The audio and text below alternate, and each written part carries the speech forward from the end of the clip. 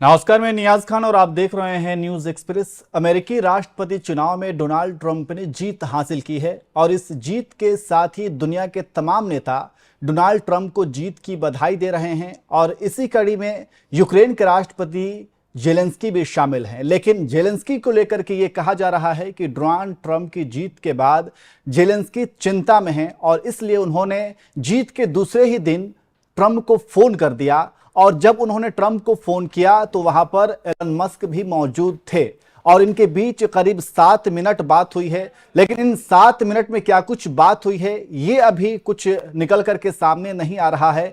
लेकिन कहा तो यही जा रहा है कि जेलेंस्की कहीं ना कहीं चिंता में है जब से वहां के राष्ट्रपति चुनाव में डोनाल्ड ट्रंप ने जीत हासिल की है। अब इस चिंता का विषय क्या हो सकता है, इसके लिए हमें थोड़ा सा पीछे जाना पड़ेगा। जैसा कि आपको पता है कि पिछले 3 सालों से यूक्रेन और रूस के बीच जंग शुरू है और इसमें जेलेंस्की को यानी कि यूक्रेन को अमेरिका पूरी तरीके से मदद करता आया है और अब तक जो बाइडेन ही अमेरिका के राष्ट्रपति थे।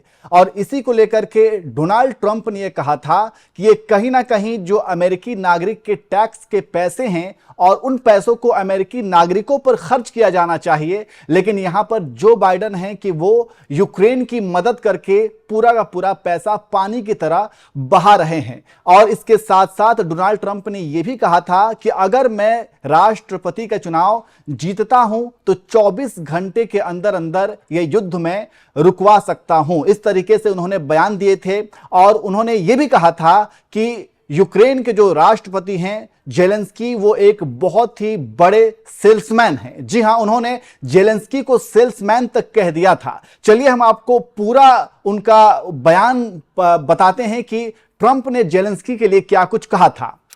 ट्रंप ने कहा था कि अब तक पैदा हुए तमाम नेताओं में से जेलेंस्की शायद सबसे बेहतरीन सेल्समैन हैं। हर बार वो हमारे देश में आते हैं और $60 बिलियन लेकर चले जाते हैं। वो 4 दिन पहले ही अमेरिका से $60 बिलियन लेकर घर पहुंचे और वहां पहुंचकर फिर ऐलान कर दिया कि उन्हें $60 बिलियन की मदद और चाहिए, यह कभी खत्म नहीं होगा। तो इस तरीके से ट्रंप ने जेलेंस्की को लेकर के ये बयान दिया था। अब चूंकि आपको पता है कि अमेरिका में सत्ता परिवर्तन हो गया है, अब जो बाइडेन जो है चुनाव हार चुके हैं, यानी कि जो बाइडेन की जगह पे कमला हैरिस खड़ी थी वो चुनाव हार चुकी हैं और अब डोनाल्ड ट्रंप एक बार फिर से राष्ट्रपति के चुनाव में जीत उन्होंने हासिल की है। ऐसे में अब अगला कदम उनका यूक्रेन को लेकर के क्या कुछ होगा ये देखने वाली बात होगी। और ट्रंप ने जो यूक्रेन के राष्ट्रपति जेलेंस्की को कह दिया था कि ये सबसे बेहतरीन सेल्समैन हैं, तो क्या अब आगे भी अमेरिका जेलेंस्की की मदद करेगा, आगे भी अमेरिका यूक्रेन की मदद करता रहेगा, सैन्य मदद करता रहेगा? ये सबसे अहम सवाल है और इसीलिए लोग ये कह रहे हैं कि जेलेंस्की जो हैं वो डरे हुए हैं जब से ट्रंप ने जीत हासिल की है, क्योंकि उन्हें डर है कि कहीं ना कहीं ट्रंप कुछ ऐसा फैसला ले सकते हैं जिससे यूक्रेन जो है उसकी उम्मीदों से वो परे हो सकता है। तो ये सिर्फ यूक्रेन की ही बात नहीं है, यूक्रेन के अलावा भी आपको पता है कि इजराइल, हमास, ईरान, लेबनान के बीच जंग जारी है और ये तमाम जंग जो है दुनिया में हो रहे हैं। इन तमाम जंगों को देख करके अब चूंकि अमेरिका में ट्रंप ने जीत हासिल की है तो तमाम विश्व नेताओं की नजर भी जो है वो अब अमेरिका पर है कि अमेरिका का इन तमाम जंगों को लेकर के अगला कदम क्या होगा। क्या इन जंगों को रुकवाने में ट्रंप कोई पहल करेंगे या नहीं करेंगे, या फिर करेंगे भी तो वो किस तरीके से करेंगे, उनका क्या तरीका होगा, ये भी एक अहम सवाल बना हुआ है।